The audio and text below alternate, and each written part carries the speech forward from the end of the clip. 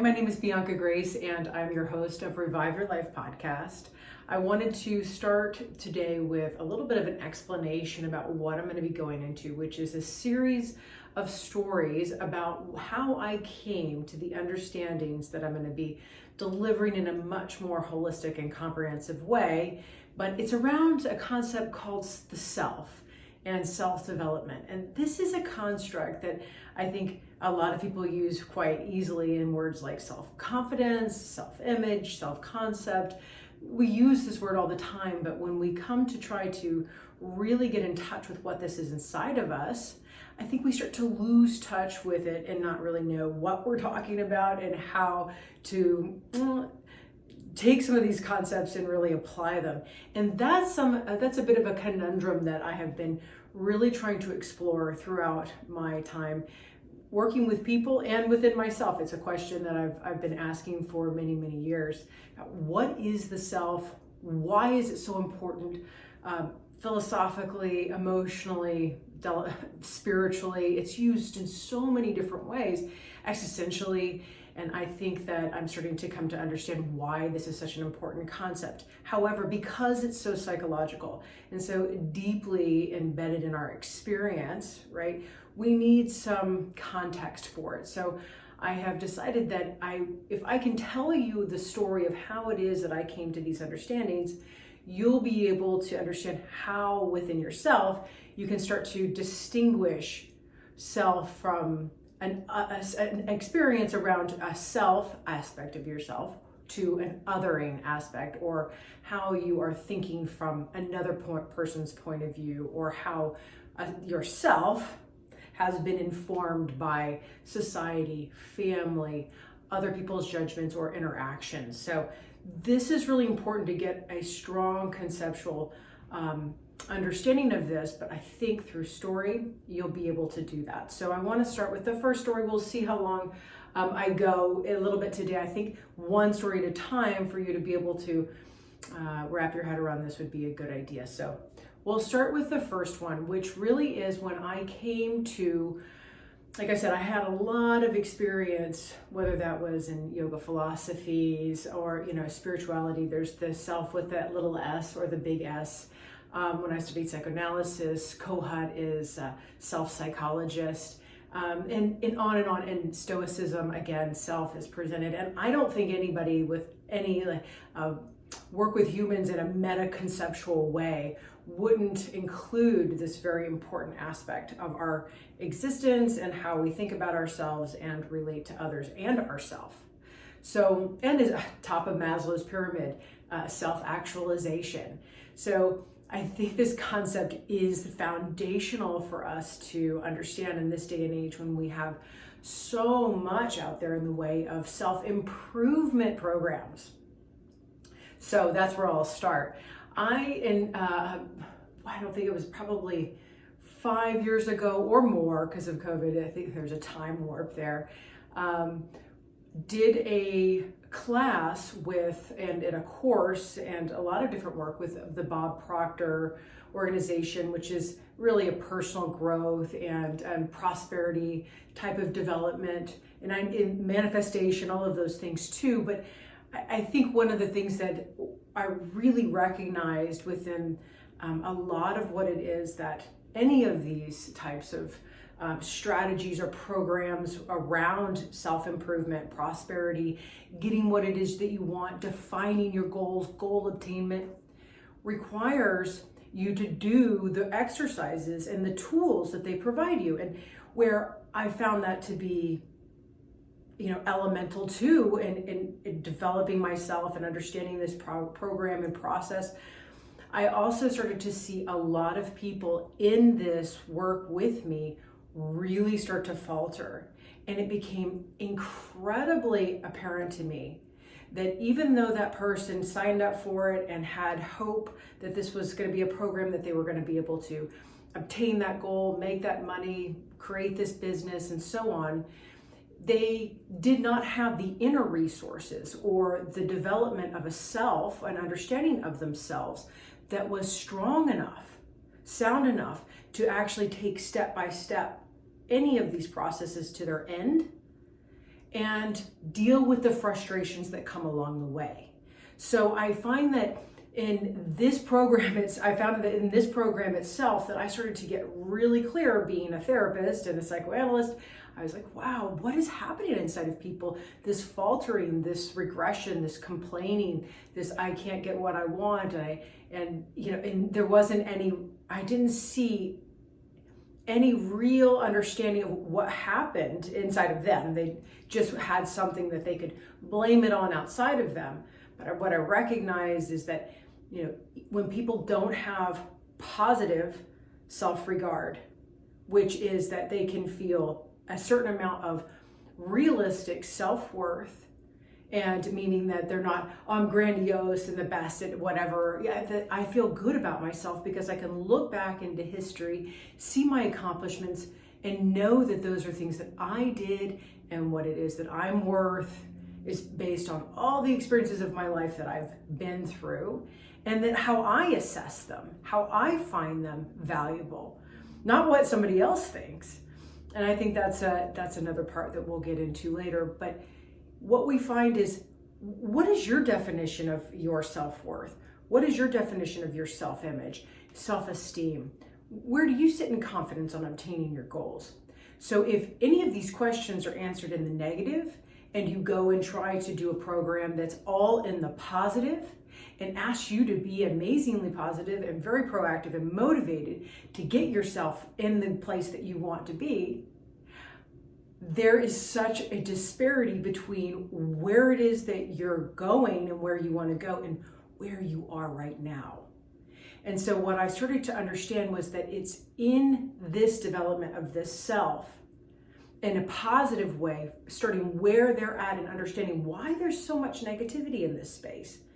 Understanding it is critical, that then if we could understand that, clean it out, and start to develop realistic expectations of ourselves, understandings of ourselves, and start to build one step at a time, we actually grow an idea of ourselves, build an idea of ourselves that can withstand all of the challenges and the slow steps that we have to take, or the redirections or the frustration that comes about when we're trying to obtain larger goals or do something that we've never done before that would be excellent for us and wonderful for our lives and everything that we want. But there's a process along the way that if we do not have a strong sense of self and we only have a negative one, we will not be able to take the steps necessary to get where we need to go. And so it's like, wow, why don't we put the brakes on this? Why don't we put the brakes on these programs for a second and just work on self-development now that we see that it's absolutely necessary for all the growth that we want to obtain. And there's just so much knowledge in that right there, in that process about who you are and what you're up to in life and what other influences have been affecting you. A lot of people go through life kind of in this assumptive process that just is detrimental, again, to any sort of personal growth goals or larger life goals, whether it's business, family, or relationships.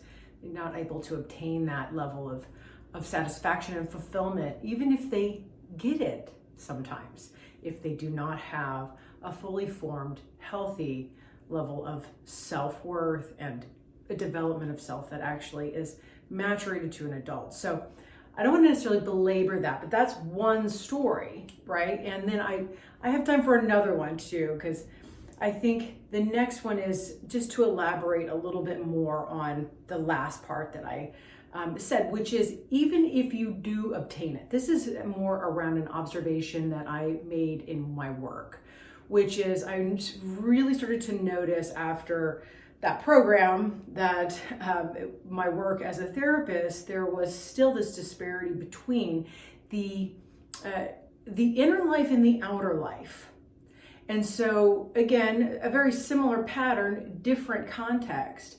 This is really personal, meaning that the person that comes to me is able to talk about how they have a a career in this field, and maybe they've gone through ups and downs, but they're doing well professionally. They are maybe married, or they have children, and they have relationships, and there's all these things that they have going that would be considered something that was like an accomplishment or something good. But there's also this experience of themselves, even though they have all these things around them that are positive that they've created, but their experience of themselves is negative. It's depressed, it's angry, it's frustrated, it's confused, it's oppressed or repressed. And there is all of this confusion going on inside. And I was like, wow, that's really interesting. I think we live in that state so naturally that it took me quite a while to recognize this pattern. I saw it more clearly in the program because people were it was really an emotional, type of difference I could see in other people. And I too was also involved in it. This one, I really feel like I could relate. I could relate just as much. And so there was a little bit more on this really deep personal level. It was less obvious what I was looking at, but it's really important to recognize how draining that is, right? If we're not living in alignment with what we have created, and our inner world is a void, and our outer world has a structure, right? It has structure, it has relationship, it has things, and inside we're confused, upset, chaotic, or not fulfilled, depressed. I mean, I go on and on. That is where it's so important to start to recognize, wait a second, there's something off here. And so that's my point here, is to wake up to the fact that you are not really existing with a sense of self that is in alignment with who you are in the world or who you are in a relationship. Somehow it's been like projected outward. And again, another thing that we'll talk in more of a kind of a comprehensive way later. But it's like you've built everything outside of you and nothing on the inside. And that is so important to recognize. What are you able to do for yourself? Or what's the saying? I can teach this person that, and I can give this person this advice, and I can go over here and feel ambitious about doing this for another person. But when it comes to me and doing these things for me and giving myself that advice or staying objective within myself, I don't give myself anything. I can't give myself any of this back. But I can be everybody else's cheerleader or support for other people or actually do the thing for other people. There it is again. So what are we doing? What we're doing is we're living our life without a sense of self that's in alignment with who we actually are. And we are in some sort of state of, this is what's quite confusing and why I did so much work on codependency for a time, like reverse thinking. We think from the outside in instead of from the inside out. And if we don't practice an inside out way of thinking, we're not actually developing the neural pathways or the schemas or the cognition, right? We need to mentalize how to think from inside out in order to do it and be well practiced at it. So I think that this is something, again, that is part of the systematic development of a self that is healthy and in alignment with who you are. So there isn't this gap. And whenever there is the gap, which again has a lot to do with unprocessed identifications with experiences from your past that you made meaning of as a child, to survive your childhood and adolescence, and then to survive the world and become part of the world. And then a really strong identification with your role in the world. So really important to understand how much influence that's had on you, and from a place of both negative and positive regard for yourself. A lot of negative comes out of just being human without doing any of this higher level self-development work. So we really need to see what's there and why it's there, make sense of it, and then go into developmental process where you incrementally start to build yourself up into alignment with your outside world. And even if your outside world isn't the place where you want it to be right now, or you're wanting these things, we go back to the original story, which is, okay, well, what is it that you're wanting goal-wise that you're going to project out onto someone else to provide you, but you're not doing it for yourself? So that there's a kind of a complexity here that the self really has to take hold of at any time. We're trying to get out of it every single direction that we can, and we need to stay really grounded and focused in what it is that we're trying to do in developing a self, because again, it can get pretty slippery, and I like to use several different type of stories in order to explain this conceptually. So I think the last one, because since I seem to have time, is really around, again, the self-development aspect of things. This one is a little bit more about how it is that we come to, again, to do this work, right? Self-development is like a process that I don't necessarily, I've seen some people, I think Jordan Peterson has something out there that you can write and start to do this work, which is great. I think it's even very, very affordable.